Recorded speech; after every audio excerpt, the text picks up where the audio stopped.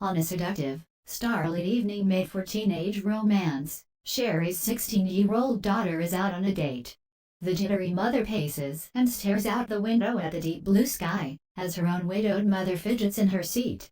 Mother and grandmother are determined to wait up for young Renee. A pot of coffee simmers on the stove to keep them awake. It's only a school dance. A dance in honor of the football team. What could be more innocent? Frankly, it's what happens after these dances that concerns me. After the dance, he'll bring her home. According to Renee, he's one of the star players. That means he's on a strict curfew all the time. He never stops training. He might be a perfectly nice boy. But I can't ever forget that other occasion, that after the dance, all those years ago. Can you? Of course I haven't forgotten. But must I remind you that if it hadn't been for a certain incident back then, Renee never would have been born? What else do you know about this boy? Renee barely introduced him. She ran downstairs as if the house was on fire, grabbed his arm, and rushed off. That's perfectly natural. She knew we might have spent half an hour scrutinizing and grilling him. If we scrutinize who she goes out with, it's for her own good. Of course it is. But if you'll remember, you and Dad used to apply that same scrutiny to me. How'd that turn out? We did our best, dear. We had no way of knowing you would go out with one boy and end up in the backseat of someone else's car. That was normal teenage rebellion against the neighbor my parents handpicked for me. Not that Bobby wasn't nice, but I simply didn't love him. I loved. Please. I don't even want to hear his name. But you have to hear it. I loved Jesse. That handsome, arrogant, long-haired kid who used to drive the school administrators insane. The one who used to paint those tasteless, scandalous murals on the school walls in the dead of night. With all the better choices you had, how could you have loved him?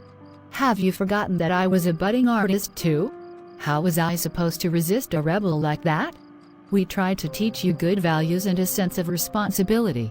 Your upbringing should have prevented you from throwing away your life for a childish infatuation. Ah, yes, my upbringing. My bulwark against disorderly passion. It's upbringing that we're now trying to impose on Renee. For the sake of peace and safety, we 3 generations of women have banded together in my childhood home. That pink bedroom, adorned with sweet still lifes I painted myself, is now Renee's whether she likes it or not. I just don't want her to make the same mistake you did. Was it such a mistake?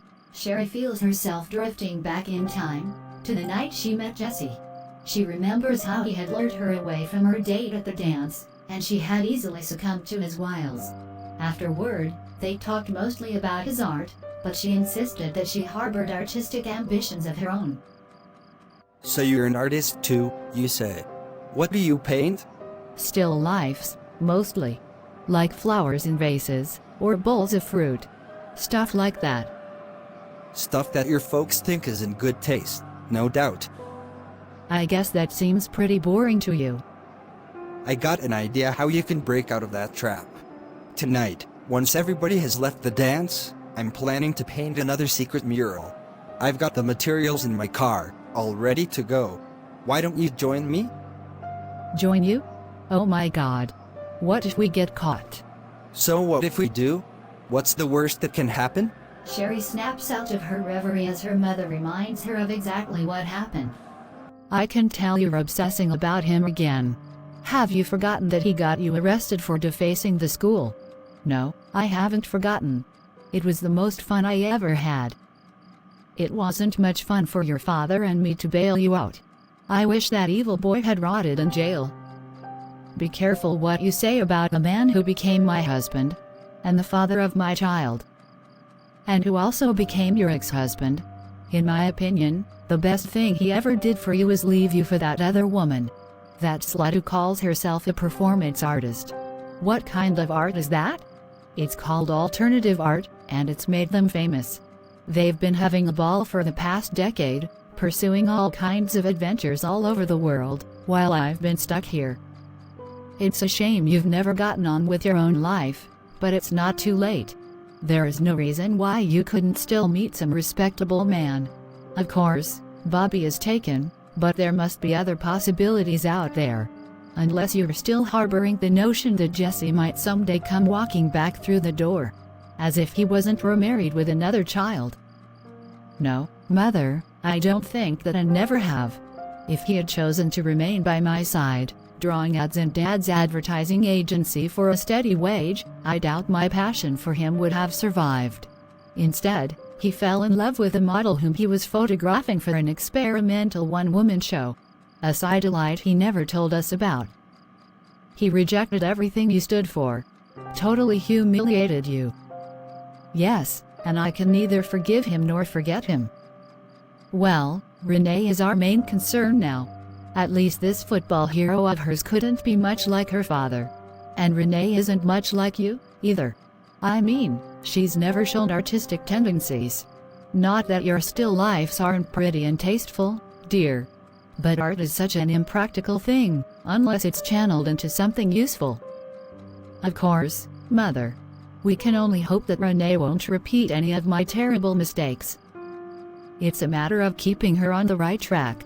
Making sure she dates the right boys. She's so smart and pretty, she'll probably have her pick when it comes time for her to choose a husband. I wouldn't be so sure. You know those letters Renee's been getting from her father? The ones she won't show us?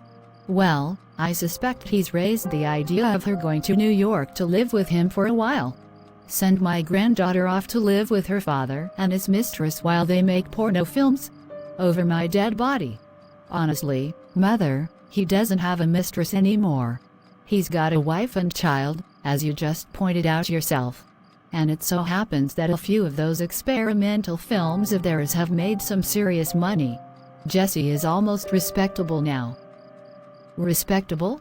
He can pretend to be as respectable as he likes. He'll still be the degenerate who stole your virtue. Your innocence. I can only hope and pray that Renee will stay put. I think she will, if she really likes this football player. Maybe she will. As long as we don't put too much pressure on her to like him. The mother and grandmother wait a few more hours on tenterhooks, gulping coffee to stay awake. They jump to their feet when they hear Renee come in and slam the front door.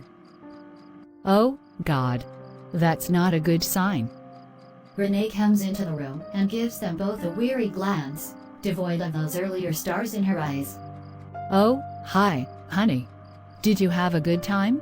No third degreeing right now, please. I'm not in the mood. I'm going to bed. Renee turns and departs, leaving her mother and grandmother nonplussed. Well, it looks like the football stud bored her. You don't know that. It's too soon to tell. She's just tired. Maybe it's time we got to bed too. Now that the evening's watch is over, the mother and grandmother follow Renee upstairs, vowing to sleep on the issue. But a coffee surge keeps Sherri from resting. Her usual remedy for insomnia is to pull a sketch pad out from under her bed and fool around until sleep comes. Sherri, what are you doing? It's late. You're not going to stay up all night drawing, are you? I'm sick of still lifes. Tonight I'm gonna draw with abandon. Those vases and flowers on the wall have got to go.